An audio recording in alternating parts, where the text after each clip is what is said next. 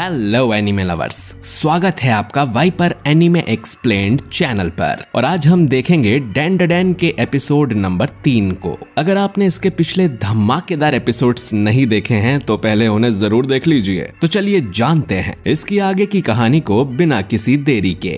अब तक हमने देखा कि मोमो ओकारुन को अपने घर ले आती है, जहाँ पर एक एलियन इन दोनों पे हमला कर देता है। मोमो अपनी अकल लगाकर आखिर में इस एलियन को मार देती है, लेकिन फिर वो बेहोश हो जाती है और उसके बेहोश होने की वजह से ओकारुन का कर्स आउट ऑफ कंट्रोल हो जाता है और वो टर्बो ग्रैनी में ट्रांसफॉर्म हो जाता है। इसके बाद हम एक टीवी प्रोग्राम को देखते हैं जिसमें सेंटा दोदोरिया नाम की साइकिक आई होती है, जो कि यहाँ पर एक सेलिब्रिटी का चेहरा देख उसकी लाइफ के बारे में बताती है, जैसे कि उसकी एज 27 साल है, उसकी एक बीवी और बच्चा है और उसे करी पसंद है। लेकिन उसकी सारी बातें गलत निकलती हैं क्योंकि वो सेलिब्रिटी बताता है कि वो तो बस 20 साल का है, वो अब भी सिंगल है और उसे रामेन पसंद है। प्रोग्राम खत्म होने के बाद यहाँ के मैनेजर सोच रहे थे कि ये साइकिक इतनी गलत कैसे हो सकती है। कोई बच्चा भी उस सेलिब्रिटी को देखकर बता देगा कि वो 20 साल का है और उसके बीवी बच्चे होने का तो सवाल ही नहीं है। वो साइकिक अब एक टैक्सी में बैठकर अपने घर जाने लगती है। टैक्सी ड्राइवर साइकिक को देखते ही पहचान जाता है कि ये तो सेंटा दोदोरिया है,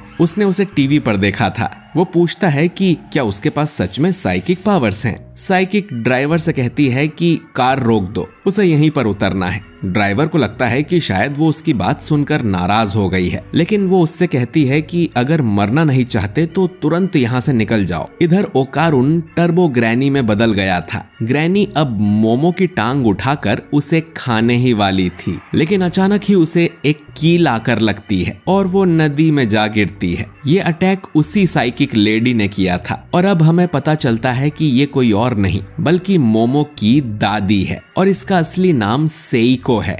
सेइको को लगा था कि उसकी पोती फिर से किसी आवारा लड़के को घर ले आई है, लेकिन ये तो एक मॉन्स्टर है। टर्बो ग्रैनी अब सेइको के सामने से गायब होकर उस पे पीछे से हमला करने की कोशिश करती है, लेकिन उसके पास आते ही वो जल जाती है। सेइको बोलती है कि तुम तो सच में काफी तेज हो, लेकिन सेइको को लगा ही था कि ग्रैनी उस पे पीछे से वार करेगी और उसने ग्रैनी के लिए एक जाल बिछाया हुआ था जिसमें वो फंस गई है। ग्रैनी अपने आसपास एक सर्कल देखती है जिससे बाहर कदम रखते ही वो जलने लगती है। सेइको बताती है कि अगर ग्रैनी ने वो लाइन क्रॉस की तो वो मर जाएगी क्योंकि उसने सर्कल के बाहर एक बैरियर सेट कर दिया है। सेइको खुद भी एक सर्कल में खड़ी थी जिसके अंदर एक कील ठुकी हुई थी। अगर कील को सर्कल के अंदर ठोका जाए तो अंदर एक बैरियर बन जाता है, लेकिन अगर कील सर्कल के बाहर ठोकी जाए तो बाहर एक बैरियर बन जाता है। इसीलिए ग्रैनी सेइको को छू तक नहीं पाई थी क्योंकि वो अपने बैरियर की प्रोटेक्शन में खड़ी थी। ग्रैनी अब सेइको को डराने की कोशिश करती है और कहती है कि मैं तुम्हें मार के खा जाऊंगी, तुम मुझे हमेशा कैद करके नहीं रख पाओगी। जिस पर सेइको कहती है कि वो उसे कैद करके रखना भी नहीं चाहती, वो तो उसे मारना चाहती है। इसके बाद सेइको अपने बैट से ग्रैनी की धुलाई करने लगती है और पेंसिल से उसके आसपास एक और सर्कल बना देती है। अब इतने से सर्कल में ग्रैनी की स्पीड भी किसी काम की नहीं है। ग्रैनी सेइको को खूसट पागल बुढ़िया बुलाती है, जिस पर सेइको कहती है कि एक बुढ़िया दूसरी बुढ़िया को खूसट बुला रही है, इससे तो मुझे गुस्सा आ गया। ग्रैनी अब सेइको से कहती है कि अगर तुमने मुझे जला दिया तो मेरे साथ वो लड़का भी मर जाएगा। जिस पर सेइको कहती है कि उसकी पोती को धोखा देने वाले सभी लोगों को वो मार देगी, भले ही वो इंसान ही क्यों ना हो। सेइको अब उस कील को सर्कल के बाहर से निकालकर सर्कल के अंदर ठोक देती है, जिससे टर्बो ग्रैनी जल जाती है। इसके कुछ देर बाद मोमो अपने कमरे में जागती है। वो भागकर नीचे आती है तो देखती है कि उसकी दादी घर आ गई है और टीवी पर कार्टून देख रही है। सेइको मोमो से पूछती है कि क्या वो किसी भूतिया जगह पर गई थी,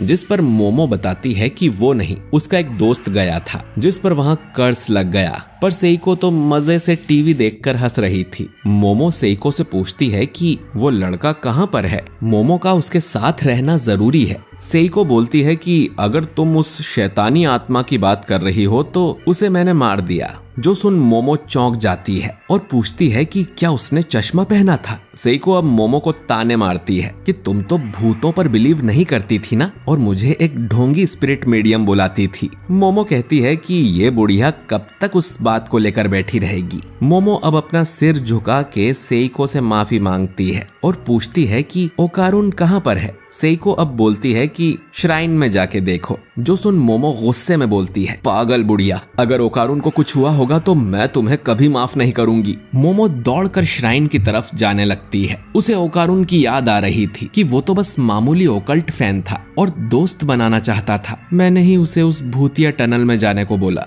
मोमो अब चिंता में श्राइन का दरवाजा खोलती है और देखती है कि ओकारुन तो मजे से चावल खा रहा था। मोमो को जिंदा देख ओकारुन को खुशी होती है। उसे तो लग रहा था कि टर्बो बनके उसने मोमो को मार दिया होगा। मोमो अब दरवाजा बंद करके चैन की सांस लेती है और बोलती है कि चश्मिश, तुम अब भी जिंदा हो। मोमो असल में ओकारुन के लिए बहुत डर गई थी। सेइको यहाँ आके बताती है कि जब तक ओकारुन श्राइन के अंदर है वो ठीक है, लेकिन जैसे ही वो बाहर निकलेगा वापस से वो मॉन्स्टर बन जाएगा। उसके मरने की खबर सुन के मोमो की हालत खराब हो गई थी। सेइको पूछती है कि क्या वो उस लड़के को पसंद करती है। मोमो कहती है कि बिल्कुल नहीं, टर्बो ग्रैनी ने इसका केला चुरा लिया है और जब तक उसके पास केला है इसका कर्ज नहीं हटेगा। इसकी जिम्मेदार मोमो है, इसीलिए वो उसकी मदद करना चाहती है। मोमो ये भी बताती है कि वो अब साइकिक पावर्स यूज कर सकती है। वो एक यूएफओ में फंस गई थी और वहां उसने अपनी पावर अनलॉक कर ली। ये सुन सेइको बोलती है कि यूएफओ जैसा कुछ नहीं होता।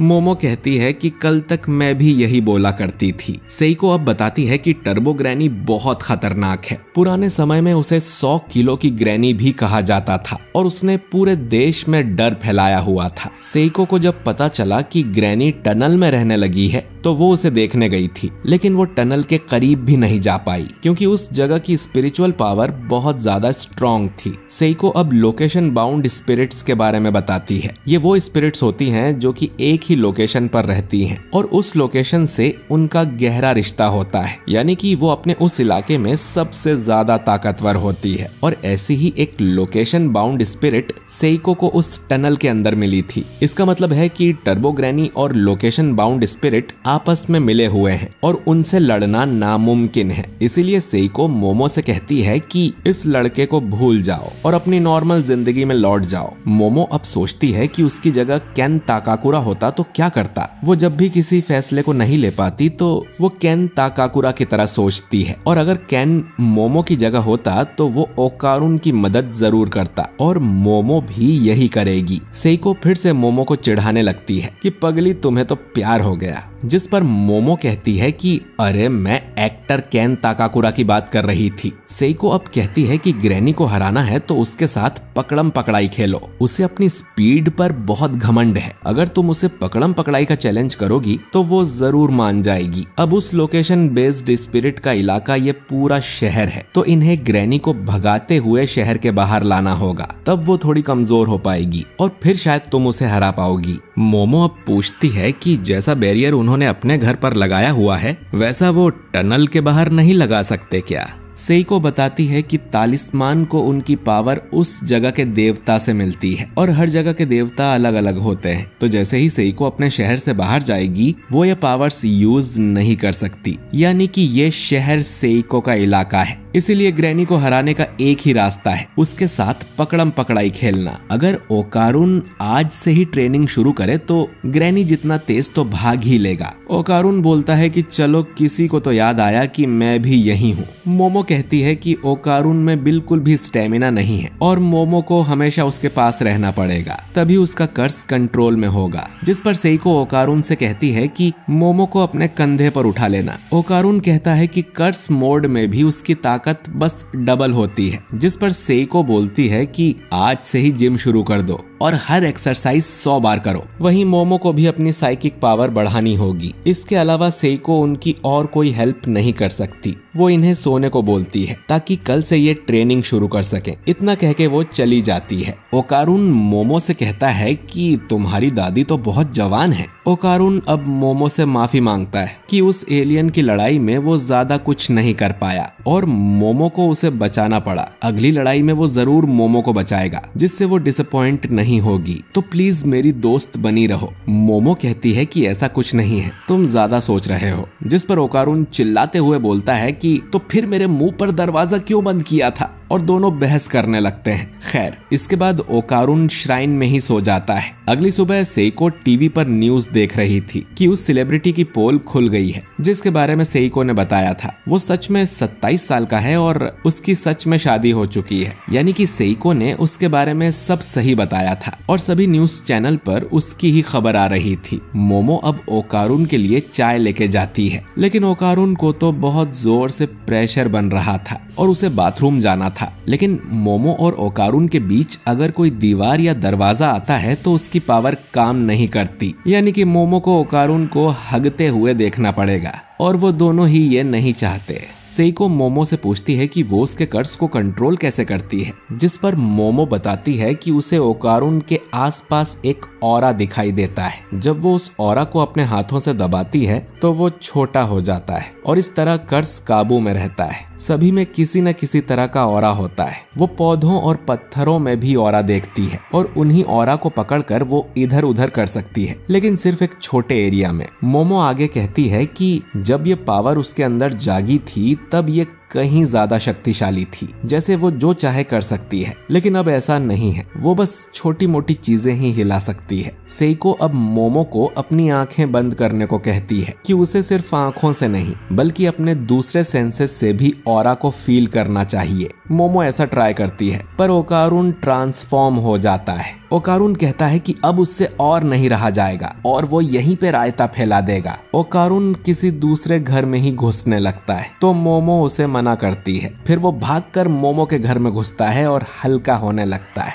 और मोमो को उसे हल्का होते देखना पड़ता है, जिस पर ओकारुन को बहुत शर्म आती है। वो कहता है कि उसे जल्द ही इस कर्ज से आजाद होना है। सेइको कहती है कि जब मोमो ने पावर अनलॉक की थी वही उसकी असली शक्ति है, लेकिन वो पावर अब सील हो गई है और मोमो को ट्रेनिंग के साथ अपनी पावर बढ़ानी होगी, जिसमें बहुत टाइम लगेगा। अब अचानक ही मोमो देखती है कि बाथरूम के अंदर टर्बो ग्रैनी आ गई थी, जिसने सेइको को फ्रीज कर दिया था और उसकी नाक से खून भी निकल रहा था। ग्रैनी मोमो से कहती है कि वो ओकारुन के थ्रू उससे बात कर रही है और उसका कर्स वायरस की तरह है। जिस भी इंसान को ओकारुन ने देखा है, ग्रैनी उसे तुरंत ही मार सकती है, जैसे कि मोमो की दादी को। आज रात मोमो को ग्रैनी से मिलने उस टनल में आना होगा, नहीं तो वो ओकारुन के आसपास के सभी लोगों को मारना शुरू कर देगी। इसके बाद ग्रैनी चली जाती है और सब नॉर्मल हो जाता है। सेइको होश में आकर देखती है कि उनके घर का तालिस्मान भी जल गया था। मोमो उसे सब कुछ बताती है। अब रात को जाने से पहले सेइको इन दोनों को खास कपड़े पहनाती है जो कि बुरी आत्माओं से इनकी रक्षा करेंगे, लेकिन ये कपड़े थोड़े ओल्ड फैशन्ड हैं। सेइको मोमो को गले भी लगाती है और उससे कहती है कि अपना ख्याल रखना और जिंदा वापस आना। इसके बाद ये दोनों साइकिल से निकल पड़ते हैं, लेकिन फिर ये एक ट्रेन पकड़ लेते हैं क्योंकि साइकिल से टनल तक जाने में बहुत टाइम लगेगा। मोमो टर्बो ग्रैनी पर बहुत गुस्सा थी क्योंकि उसने मोमो की दादी को मारने की धमकी दी थी और वो मार मार के उसका भरता बना देगी। इसके बाद मोमो ट्रेन में कपड़े बदलकर मॉडर्न कपड़े पहन लेती है और अब वो टर्बो ग्रैनी से लड़ने को